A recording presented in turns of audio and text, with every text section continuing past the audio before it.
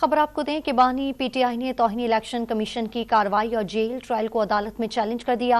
Lahore high court में दायर दरखास्त में वफाकी हुकूमत, इलेक्शन कमीशन और अडियाला जेल के सुपरिटेंडेंट को फरीक बनाया गया।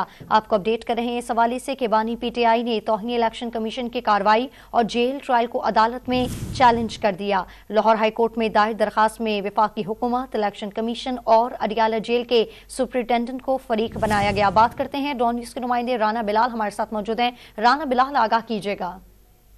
जी देखिए, बानी पीटीआई ने तौहीन इलेक्शन कमीशन की कार्रवाई और उसका जेल ट्रायल जो है उसे लाहौर हाई कोर्ट में अपने वकला सलमान अकरम राजा और बैरिस्टर समीर खोसा की वसासत से चैलेंज कर दिया है। इस दरखास्त में वफाकी हुकूमत, इलेक्शन कमीशन और अडियाला जेल के सुपरिटेंडेंट को फरीक बनाया गया है और ये मौक़िफ़ इख्तियार किया गया है कि इलेक्शन कमीशन ने गैर कानूनी तौर पर तौहीन इलेक्शन कमीशन की कार्रवाई शुरू कर रखी है। इलेक्शन कमीशन अदालत नहीं है और कमीशन के पास तौहीन कमीशन की कार्रवाई का भी इख्तियार नहीं है।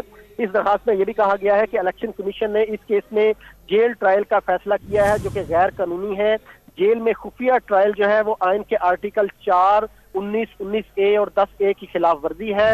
इलेक्शन कमीशन ने 13 दिसंबर की तारीख जेल में फर्द जुर्म की कार्रवाई के लिए मुकर्रर कर रखी है। इस दरखास्त में ये इस्तदा की गई है कि Lahore high court election commission का जेल ट्रायल करने का फैसला कलअदम करार दे और ओपन और फ्री एंड फेयर ट्रायल का हुक्म जारी किया जाए।